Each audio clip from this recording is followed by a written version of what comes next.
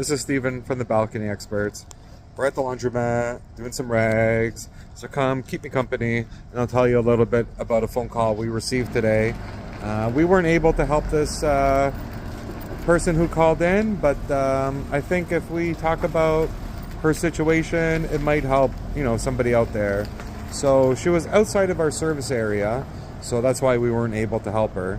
And she had some real specific problems where she needed, professional balcony cleaning help. So she had pigeon poop problem, like all over her balcony. And she couldn't find somebody to come do the job because, she's in a rural area.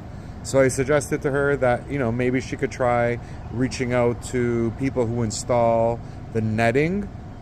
There's a good chance that maybe they do the cleaning as well. I suggested, instead of, calling around Toronto to find a service provider, maybe check like the next town going west. Not necessarily like the biggest city, but maybe the next one, the next size, a little bit smaller.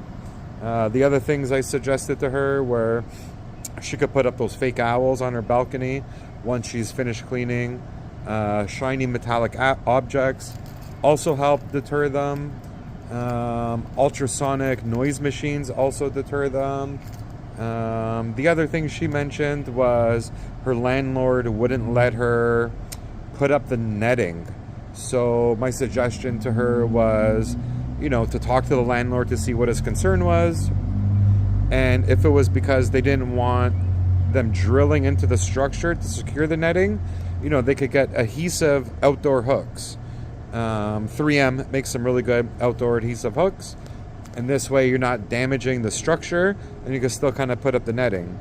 So then we talked about if she tackled it on her own, what would she have to do a good job? She was worried that if she just dumped a whole bunch of water, stuff would spill over. So what I suggested to her, I walked her through the process.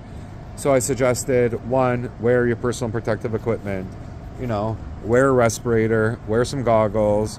Me, myself, I wear coveralls just because I don't want to attract those spores into my home. We got a little pup, and God forbid, something happened. Oh man, I would never be able to forgive myself. So anyways, I wear my protective equipment. I go a little overboard, protect myself, protect everybody else at home. Why not, right? Okay, next. So when she was worried about water spilling over, I suggested, instead of just dumping the water all over your balcony, what you could do is get a hard bristle brush, dip it in the water, and then